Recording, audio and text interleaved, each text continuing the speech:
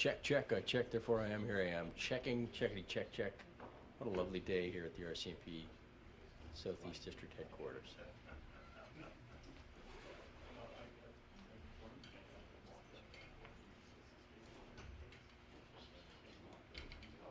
Got her? So it's not live at this point? Yeah.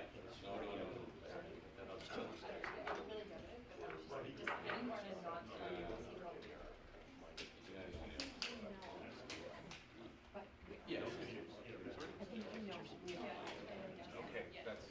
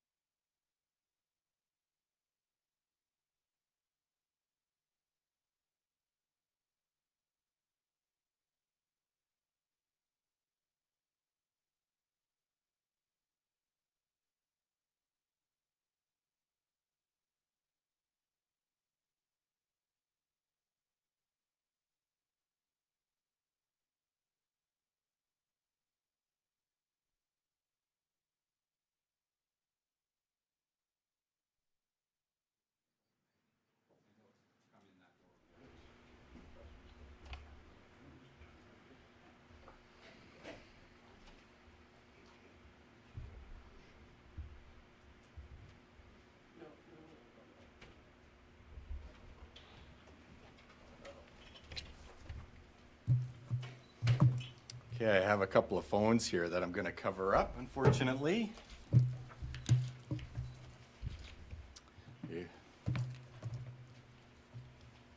Okay, good morning. I want to first acknowledge that we are on the unceded traditional territory of the Okanagan Nation.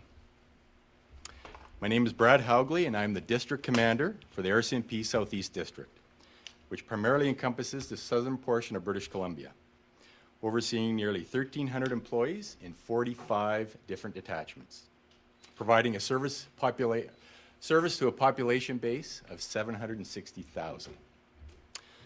The last number of weeks have highlighted law enforcement in this country, most of which has not been positive. For me, this has initiated numerous conversations with my team, colleagues, many community stakeholders, and with my family and friends. This is why I'm here before you. I want you to know I've heard your concerns. High public confidence is what we strive for, and when we become aware of concerning behavior, we need to assure the public that we're taking the necessary steps to gather all the facts, using legislative processes to make a determination on what occurred, and to hold our members accountable. As soon as the video showing a portion of the UBCO student wellness check was shared with Kelowna Detachment Senior Management and I, we directed that a statutory and code of conduct investigation be mandated immediately. The statutory investigation has been made a priority and will be advanced to an external police agency for review, ensuring a professional and thorough investigation has been completed. Once this is complete, the investigative findings will be shared with Crown Counsel for their review and determination if a criminal charge should be advanced. We will provide an update when the investigative findings have been shared with Crown Counsel. The Code of Conduct investigation will be advanced to the appropriate conduct authority for a determination within our legislated conduct process. Part of the Code of Conduct process is to assess duty status of the subject member. And in this case, we made the decision, as guided by policy, to immediately remove the member from operational work and place into an administrative duty role. This is continually assessed. I have initiated the public complaint process, so to ensure Ms. Moto Wang is provided the findings of our internal process, and to also allow our internal process to be reviewed by the Civilian Review and Complaints Commission for the RCMP if she has concerns. Should be noted that the IO was not notified in this case given the disclosed injuries did not meet their threshold. I am aware that Ms. Mona Wang filed a civil statement of claim, and that process continues before the courts. We as an organization need to also internally review the circumstances from a policy and training perspective. Currently, our division headquarters are reviewing our policies relating to mental health related calls, which include requests to check well-being of a person. Given the UBCO case and other wellness check cases highlighted throughout this country, my team and I feel it is of the utmost importance to expand the best practice of police and crisis team program in Southeast District. Generally, mental health related calls for service for police in Southeast District are increasing. We are especially seeing an increase during the COVID-19 pandemic. Year 2016 recorded 11,929 occurrences, and year 2019 recorded 15,099 occurrences. That is a 21% increase over a 4-year period. In the first 5 months of 2020, we have already experienced 6,446 occurrences, and the month of May recorded the highest number of occurrences ever recorded, totaling 1,456. For mental health apprehensions under the Provincial Mental Health Act, the statistics are similar. 2016 had a total of 2,220, and 2019 had a total of 2,568, an increase of 14%. There have already been 1,227 apprehensions in the first 5 months, with again the month of May recording the highest monthly number with 279. Currently, we only have 2 active police and crisis team programs, one in Kamloops and the other in Kelowna. I want to commend Interior Health and our detachments for creating the program, which has proven to be very effective in the response to mental health calls. De-escalating persons in crises, and when treatment is necessary, easing their referral into the healthcare system to attain the best possible care. My goal is to greatly expand this needed service at existing locations, and it is not always available, and introduce it to as many communities as possible. I appreciate the commitment required by both Interior Health and us in the RCMP, but it is much needed. If there is an inability to provide a dedicated Interior Health nurse for every call, then I want to implement a real-time information sharing model that provides our members important health information that will ensure the wholesome assessment of the person in crises before attending the call. I want to build on a sustained corporate-based structure for all mental health-related calls. I have personally advanced my willingness and strong support directly to the CEO and President of Interior Health, hoping we can quickly come together and begin working on a sustained model for Southeast District. I'm awaiting CEO Susan Brown's response. I continue to be proud of the profession I chose, and I'm proud to be a member of the RCMP. I believe high public confidence and accountability is a key element for success in policing, no matter the color of stripe you wear. My team and I are committed to improving service delivery and to ensure public confidence and accountability and organizational transparency is observed, always striving for high public trust. I want to thank chief and councils and local governments who have personally reached out to me and my senior management team, expressing their continued support for the members policing their communities. It is very important that the public understand that those dedicated women and men of the RCMP continue to professionally uphold public safety in our communities, no matter how adverse the conditions are. I want to publicly recognize the exceptional work being done on a daily basis by those many dedicated professional Mounties who are servicing our communities 24/7, 365. Thank you. I will now take your questions. Chief Superintendent, would you be at liberty to offer us your personal reactions? You talked about seeing that video. You just watched it. What can you tell us about how you reacted as an individual? Well, I can tell you that when I first saw the video, deeply concerned, and I'm very sorry to Ms. Wang for what occurred. If that was my family member or friend, I would have deep concerns and want answers as well. Who is conducting the review? Conducting the external review, Yes. it'll be Abbotsford Police Department. How long is it expected to take? I am anticipating we will have a report to Crown completed and advance to Crown Council by mid-July. And we'll provide an update to you when that is done. You know, in the last few months, we've seen the sexual assaults. People have lost confidence in the Kelowna RCMP and the Southeast District because of how the sexual assaults were handled. We saw the video recently downtown, and we see this one. Like, what do you say to the people of Kelowna in this region right now? Well, my district has nearly 1,300 employees. And I can tell you that all employees are dedicated to the communities they serve and want to be the utmost of professional, providing that service to all of the people in Southeast District. Sir, when did you put the request into Susan Brown for additional mental health nurses to work with the RCMP? How long ago was that, and how would you characterize their response so far? I just put it in earlier this week. After the scene of the video? Yes. So it's recently? Yes. How many more nurses do you think that program needs to operate in Kelowna? Personally, my vision would be that there would be a nurse accompanying every police officer to every mental health call. What that number looks like, I can't tell you the specifics, but it is a high goal to achieve, but we need to get to the table and start working on that. Do you know how many of those calls there are? You mentioned some statistics. How many mental health calls would there be in a typical? So, as I said, for 2019, we had over 15,000. Can you give us an idea if there are any other, you know, we hear about Chad Vance, Sean Eklund, Brian Constable Browning? Are there, and how many people are under code of conduct reviews right now?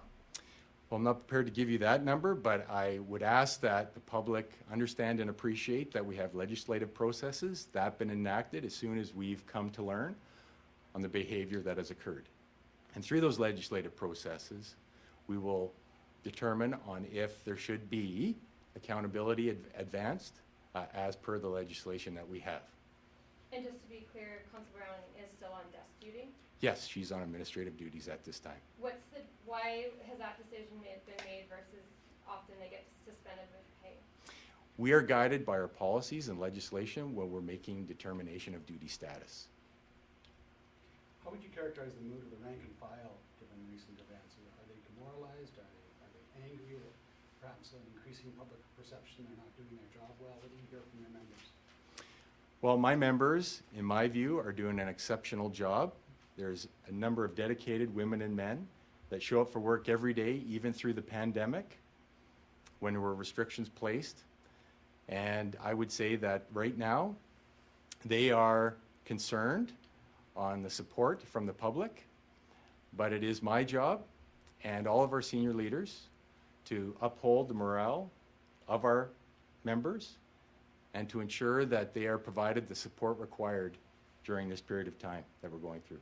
Do you envision at the end of all this that the way that RCMP members are trained in general will change? Definitely, there will be a review on how training is conducted overall. And I say that because that will include also with the COVID-19 pandemic that has obviously impacted all of us.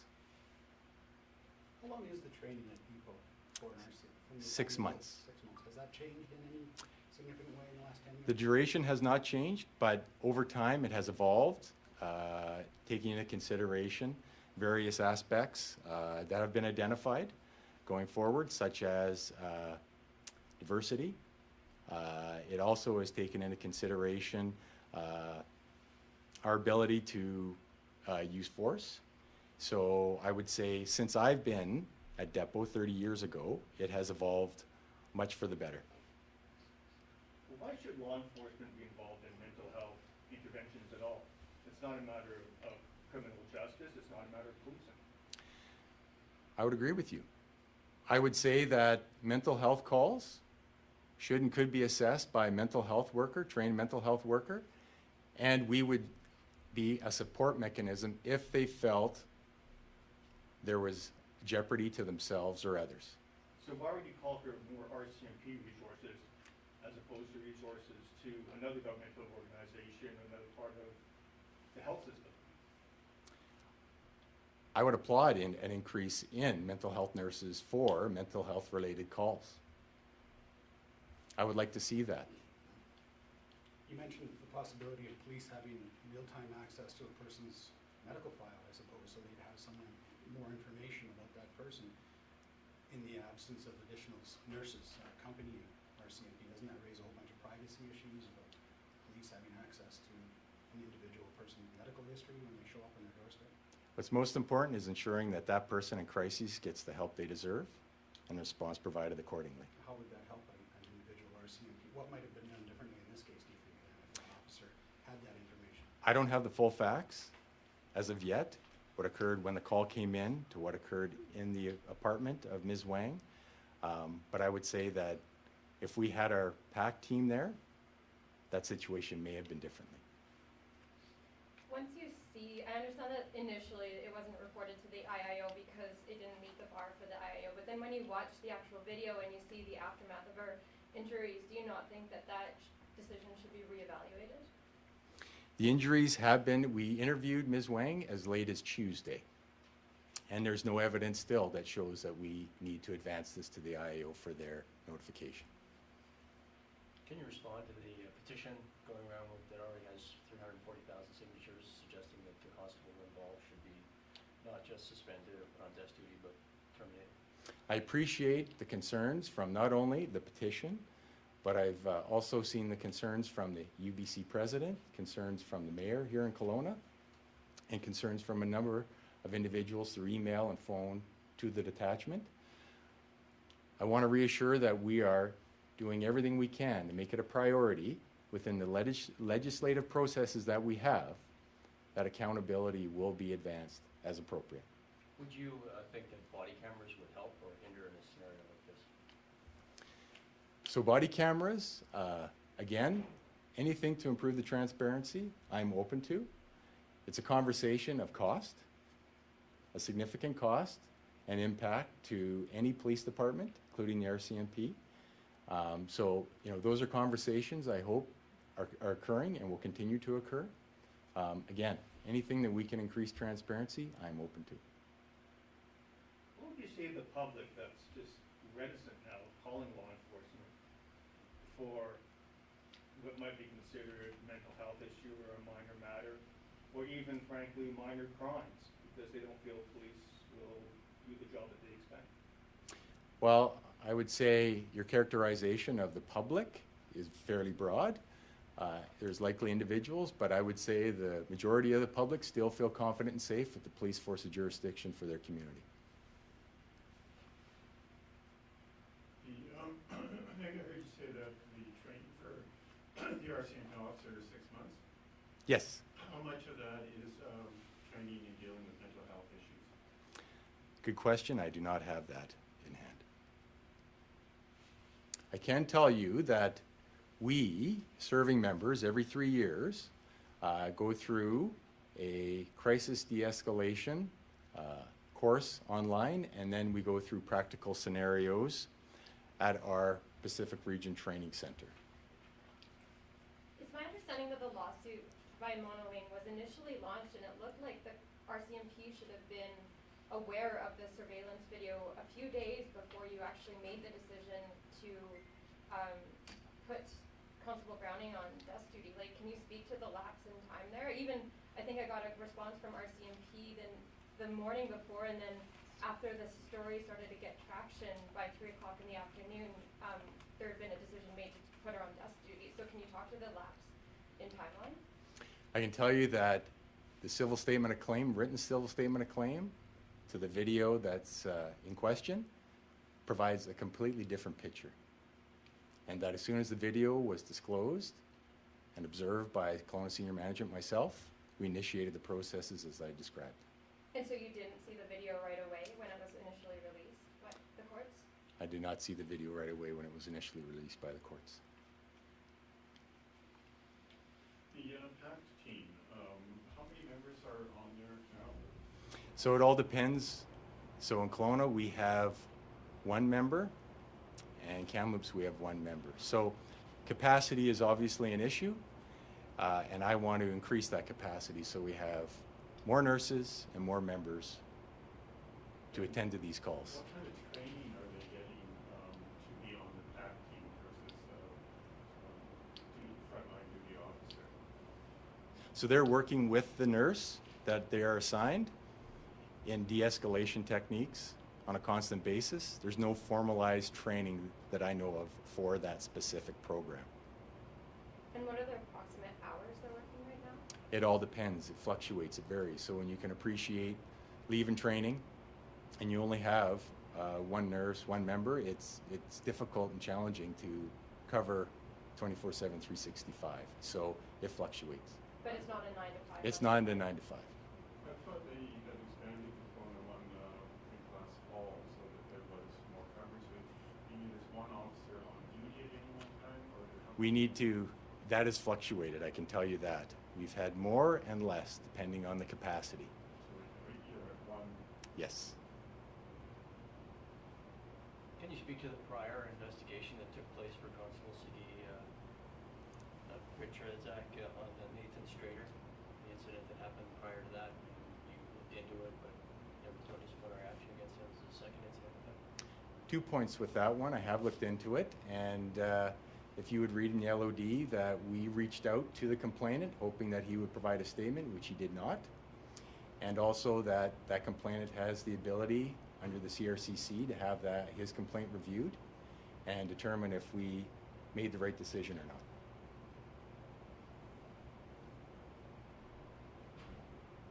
I think you sort of answered it at the beginning, but tell us again, what prompted you to call this news conference today?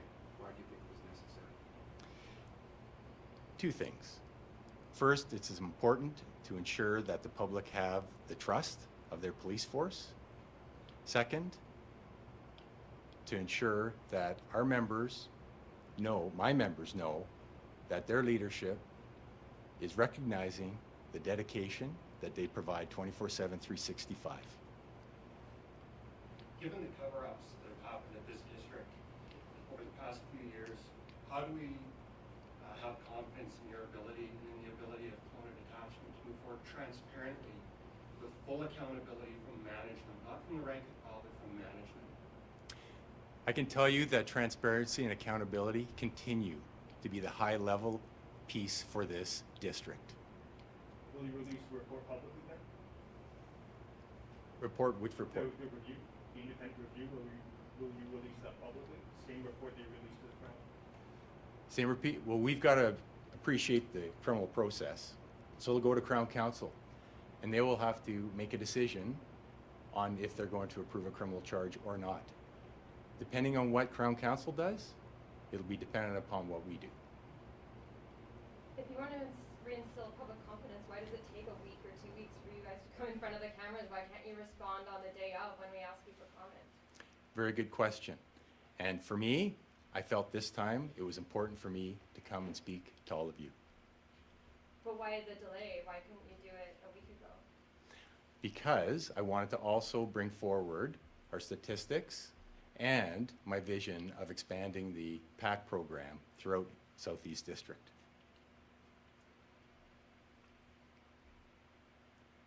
Okay, does anyone have any individual stand-ups they wish to have? I just ask you, how long have you had this position currently with Chief Superintendent? 5.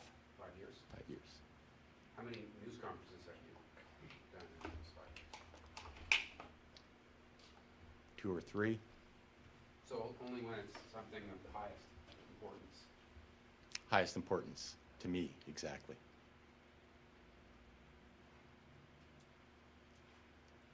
Okay, thank you very much. Somebody left a phone here. Thanks. Thank you. Thanks.